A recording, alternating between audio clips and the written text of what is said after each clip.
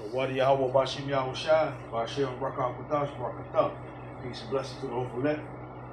144, the rest of 1/3, and all my apostles and elders and bishops, and my lock and you well in GMS. Shalom, shalom. See? Now they try to take your water. You know what I'm saying? They try to take your water now. See? You know? But man, it's a raffle, you devils. And a raffle, you 2/3.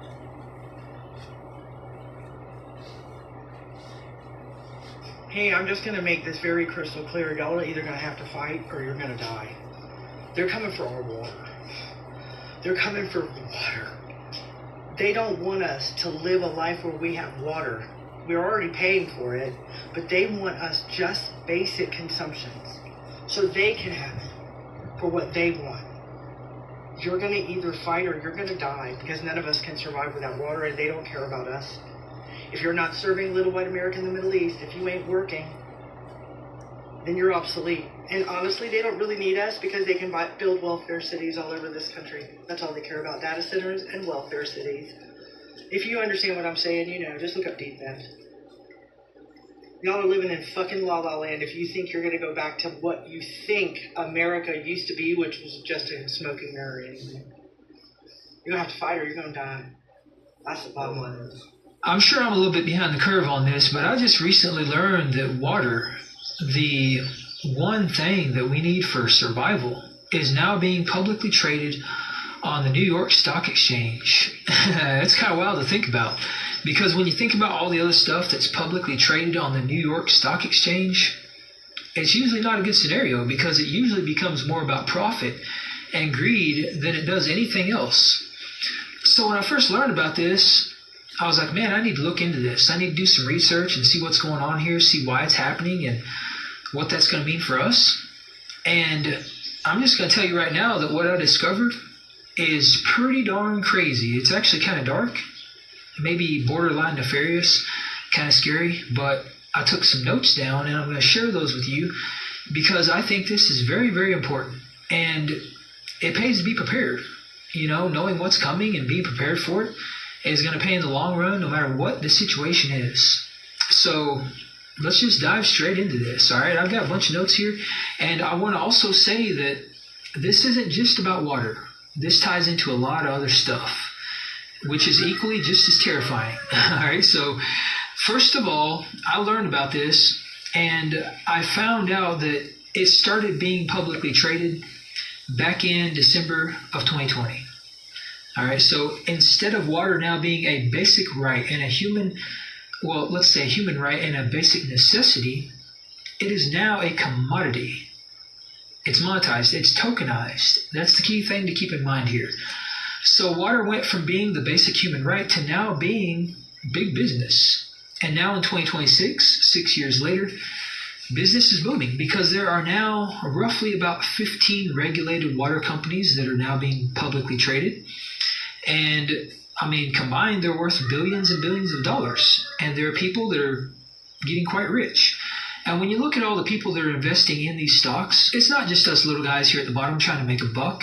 It is, of course, the private institutions, these humongous private investment firms that are worth multiple trillions and trillions of dollars. And you know, I thought about this and I'm like, $1 trillion sounds like a lot of money. But when you visualize it, this is going to blow your mind, but you can actually stack $1 bills, $1 trillion worth of $1 bills into a column, and it will literally reach the moon. That is how much money $1 trillion is.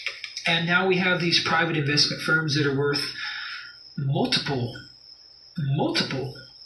trillions of dollars that are investing into water. And what do these companies care about? How did they get so rich?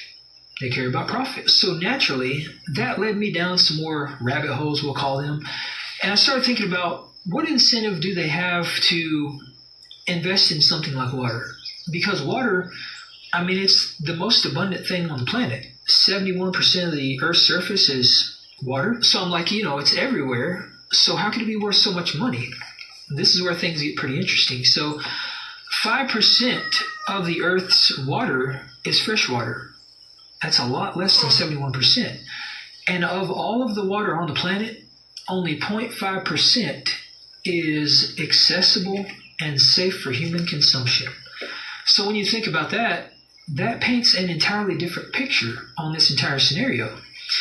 And it gets even crazier because we have these leaders, whether they be self-appointed or elected officials, it doesn't really matter, but these leaders, these people that are in charge or think they're in charge, telling us these things over the last 5, 6, 7 years. And it's very important to pay attention to what these people are saying, because usually what they say comes true. They don't tell us these things just to talk. They tell us these things because usually it's exactly what they're doing, and it's exactly what they have planned. So one of the things they've been telling us is the next crisis, the next global crisis, is going to be a water crisis. Comes straight from the horse's mouth. And we also have these leaders and these elected officials telling us that water is no longer a human right, and that they need to monetize and tokenize the natural world. And I'm talking everything. Trees, rivers, streams, the forests, animals. If it's in the natural world, if it exists around us, they want to monetize it.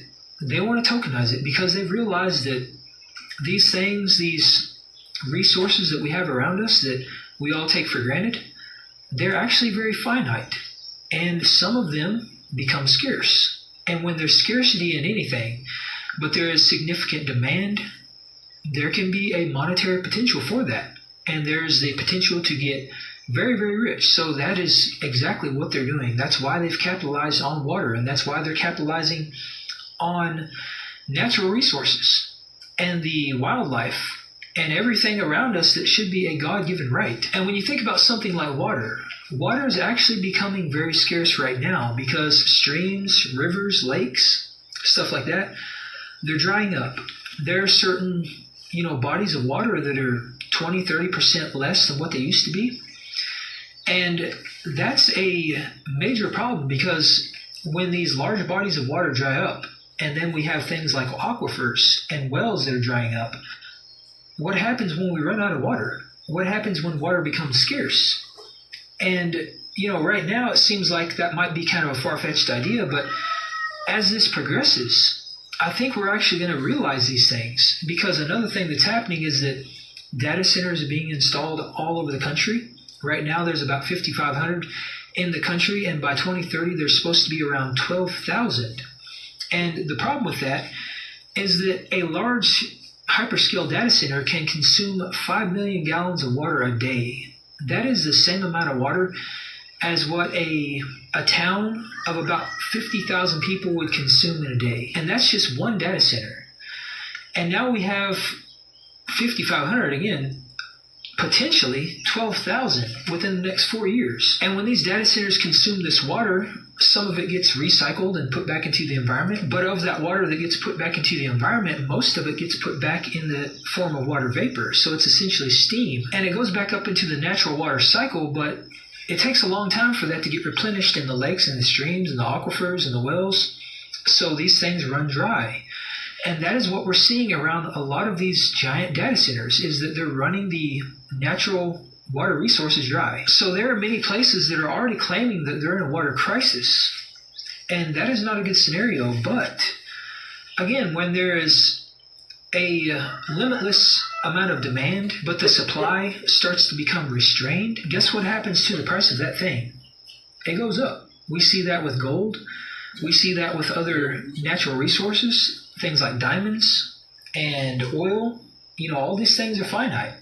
There's a limit to how much we can draw out of the earth. And as these things become more scarce, the price and the value goes way, way up. So I find it kind of convenient that these people are tokenizing and monetizing this very specific natural resource at a time when we are kind of facing a potential water crisis and a shortage.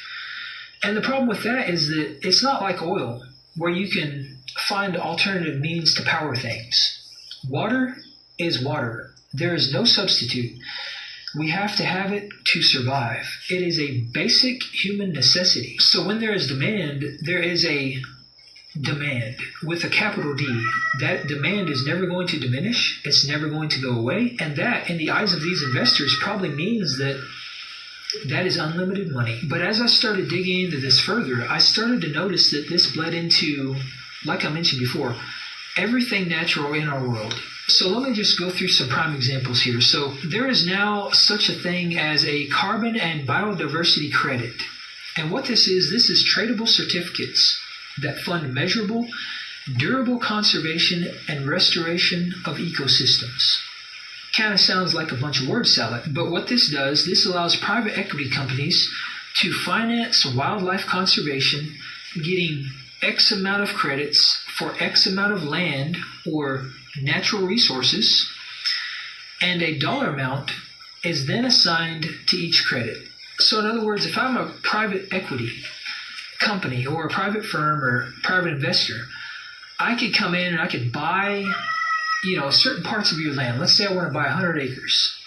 And if I commit to maintaining wildlife conservation on that land, and I take steps to, capture carbon and protect the animals and to protect the trees and the natural resources, then that is then assigned a dollar amount on that token, and I can trade that in for money. And like I mentioned before, this applies to everything natural. So we're talking lakes, streams, rivers, mountains, trees, elk population, deer, salmon, fish, you name it. If it's out in the natural world, there is the potential for it to be tokenized and monetized. But the catch here is that in order to maintain conservation and to get, the value of the credit, you have to prohibit people from using the land for productive means. In other words, you can't hunt or fish, you can't forage. It is off limits to people. So you're basically privatizing what would be public land or land that could be used for production. And not only are you privatizing it, you're putting it in the hands of investors and people that are in it for the money and in it for profit. And there are actually some countries like the UK that are now required by law to achieve a mandatory 10% biodiversity net gain. And Oregon is another prime example of this. An entire state forest, which is Elliott State Forest, about 83,000 acres, has now been rolled into credit registry. It's a wrap. It's a wrap. You dig? So, you better recognize what time it is in the battlefield. You dig? Did you hear the rooster? The rooster kept on letting you know. The rooster said it's over with. Until the next one, ball.